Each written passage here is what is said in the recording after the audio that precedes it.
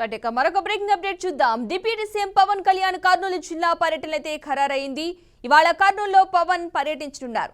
Pinnapuram green కో project అయితే పరిశీలించనున్నారు. Deputy CM project ను అన్ని వైపుల నుంచి పరిశీలించనున్నారు పవన్ కళ్యాణ్. ఇక్కడ సమస్యలపైన కూడా దృష్టి పెట్టనున్నట్టుగా తెలుస్తోంది. ఆసియాలోనే అతి పెద్దది పిన్నాపురం గ్రీన్ కో పవర్ ప్రాజెక్ట్. విండ్ పవర్ సౌర విద్యుత్ హైడెల్ పవర్ యూనిట్ దగ్గర ఉండటం పినాపురం గ్రీన్ కో ప్రాజెక్టు ప్రత్యేకత. మొత్తం ప్రాజెక్ట్ అయితే ఏరియల్ వ్యూ ద్వారా పరిశీలించనున్నట్టుగా తెలుస్తోంది. ఈ మేరకు అక్కడ పర్యటించనున్నారు డిప్యూటీ సీఎం పవన్ కళ్యాణ్. మొత్తంగా అక్కడి సమస్యలపైన డిప్యూటీ సీఎం పవన్ కళ్యాణ్ దృష్టి పెట్టనున్నట్లుగా తెలుస్తోంది. ప్రాజెక్ట్ ను ఏరియల్ వ్యూ ద్వారా పరిశీలించే అవకాశాలు ఉన్నట్లుగా అయితే సమాచారం అయితే అందుతోంది. ఇక ఆసియాలోనే అతి పెద్దది Pinapuram Greenko power project.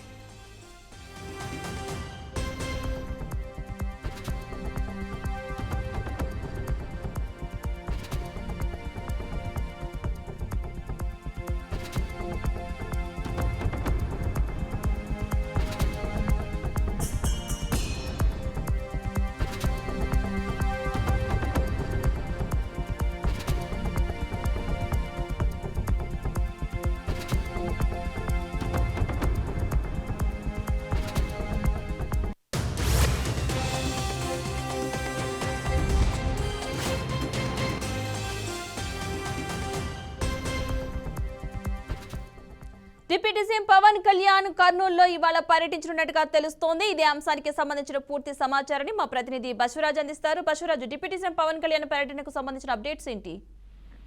Padma, deputy CM Pawan Kalyan ఈ రోజు ఏదైతే కర్నూలు జిల్లా పాండ్యం నియోజకవర్గంలో పర్యటన ఖరారైంది. అంటే ఉదయం 11ంటికి ఎక్కడైతే గన్నవరం నుంచి ప్రత్యేక హెలికాప్టర్ ద్వారా ఓర్వకల్ చేరుకున్నారు. అక్కడ నుంచి ఓర్వకల్ పరిధిలోని అంటే ఏదైతే పాండ్యం నియోజకవర్గంలోని గ్రీన్ కో ఎనర్జీ పవర్ పాయింట్ ప్రెజెంటేషన్ ఆయన పరీక్షించనున్నారు. అదేవిధంగా విండ్ పవర్ ఎనర్జీ, అదేవిధంగా సరౌండింగ్ లో అంటే సమస్యలు ఏమున్నాయి, అక్కడ పవర్ జనరేటర్ కి సంబంధించి ఎలాంటి ప్రాబ్లమ్స్ ఉన్నాయి, లేదా స్థానికులు లేదా అక్కడ కార్మికుల యొక్క సమస్యలు ఏంటి, వీటన్నిటిపైన కూడా కూలంకుషంగా అక్కడ చర్చించి సమావేశమయ్యే పరిస్థితులు కనిపిస్తూ ఉన్నాయి.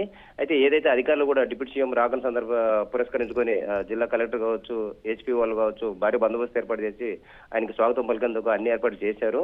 బట్ పాండ్యం నియోజకవర్గంలో ప్రధానంగా ఏదైతే ఈ డ్రోన్ హబ్ గా ఇటీవల ప్రభుత్వం ప్రకటించిన విషయం తెలిసినదే.